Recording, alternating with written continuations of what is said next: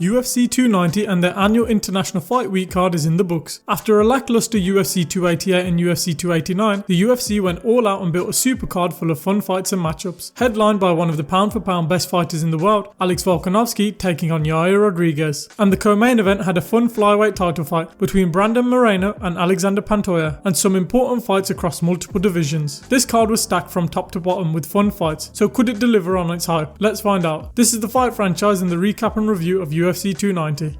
The card and early prelims started with a fun back and forth fight between Kamuela Kirk and Esteban Ribovics. With both guys throwing huge strikes and fighting on the feet and on the ground, Esteban Ribovics did enough to secure the unanimous decision victory.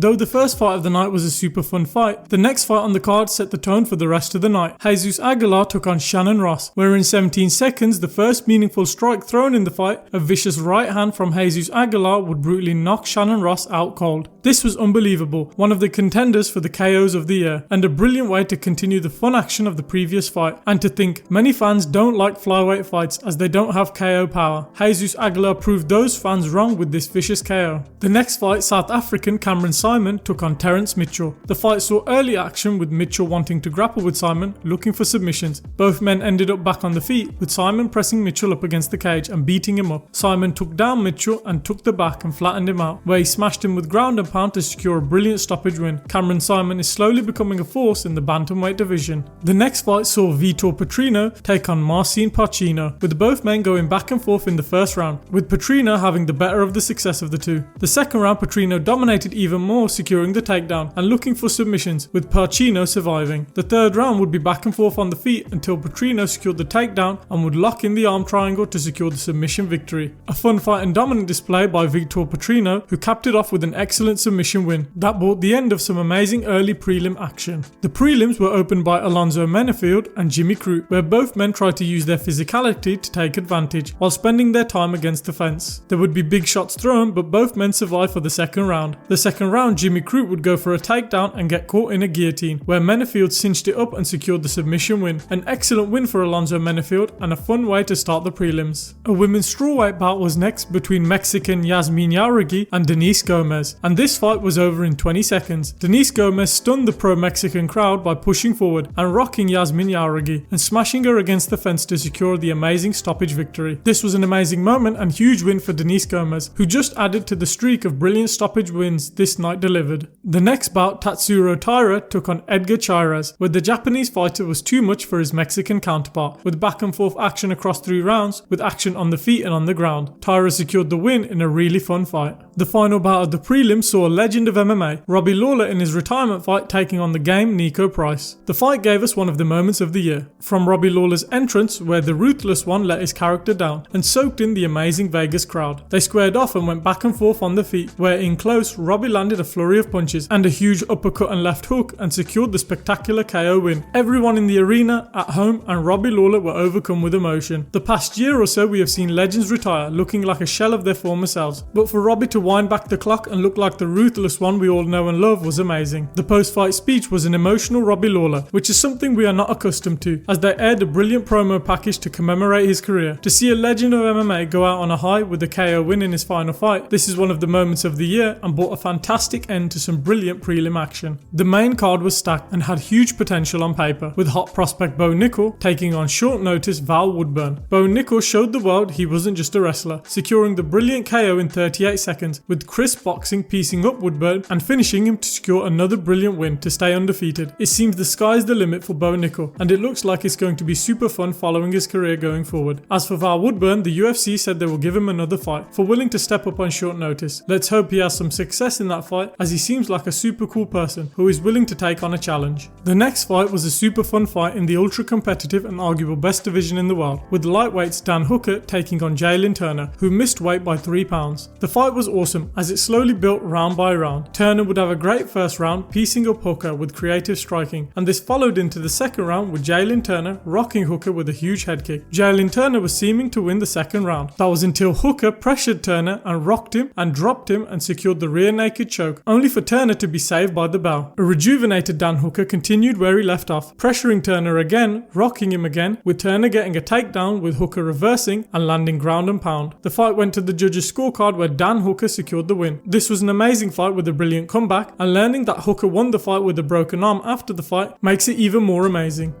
Next up, an important bout in determining the next middleweight title contender. Dricus du Plessis took on Robert Whittaker. Most fans, pundits and media saw no way that Dricus could win. Whittaker has been brilliant at middleweight, beating everyone not named Israel Adesanya. And though Dricus has been on a brilliant streak, his performance haven't lit the world on fire. The two faced off in an even first round, but Dricus edged it at the end of the round, securing a takedown and smashing Whittaker with some brilliant elbows. The second round, both men would trade on the feet, which is when du Plessis threw a huge punch, rocking Whittaker and had him stumbling across the octagon, where he got him down and finished him with strikes. Very few people saw this coming, especially how definitive it was, with du Plessis securing the KO. This is amazing as it gives Israel Adesanya a new contender and the fans something different to look forward to. They both squared off in the octagon and shared some choice words with each other. I can't wait for this fight as it's starting to get heated and personal, which will only add to the fight come fight night. The co-main event, Alexandra Pantoja took on Brandon Moreno in front of a pro-Mexican crowd. This fight was amazing and is now in many people's eyes frontrunner for fight of the year. Both men fought in a back and forth fight across 5 rounds, with Pantoja coming out like a bat out of hell, securing the brilliant knockdown in the first round and winning the first round. Moreno would rally back and win the second round. But from here on it was a super close fight, with both men trading on the feet, with the rapid fast-paced striking and brilliant takedowns, scrambles and submission attempts from both guys. The fight went all 5 rounds in one of the best wars and flyweight title fights we have ever seen, with Pantoja getting the nod, stunning the pro-Mexican crowd.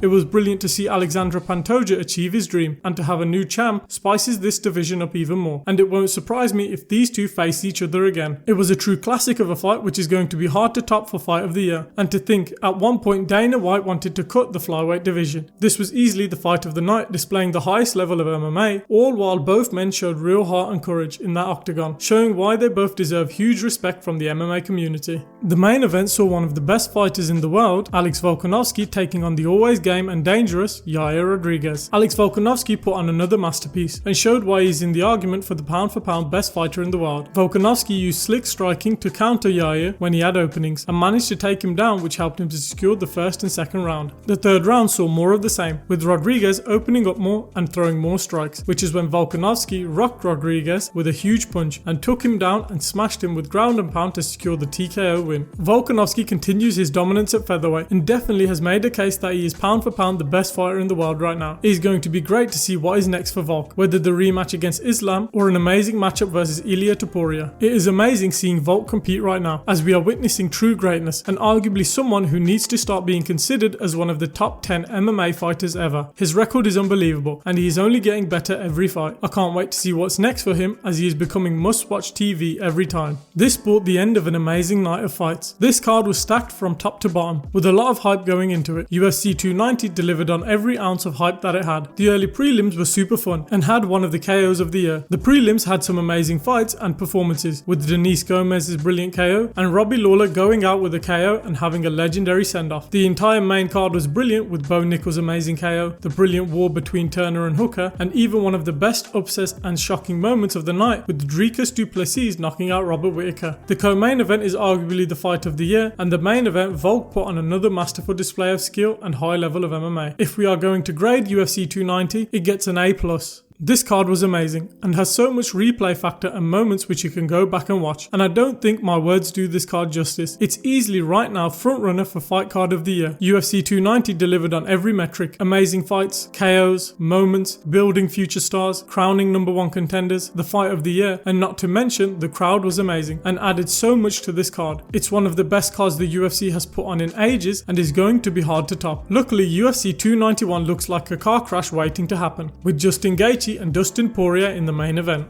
Did you enjoy the video? Let us know down in the comments below. What did you think of UFC 290 and what would you give it as a grade? Put that down in the comments below. And do you think Alex Volkanovski is the best pound for pound fighter in the world right now? Put that down in the comments below. Leave a like if you enjoyed the video and subscribe for more fight content coming soon. We hope you enjoyed the video and we'll catch you in the next one.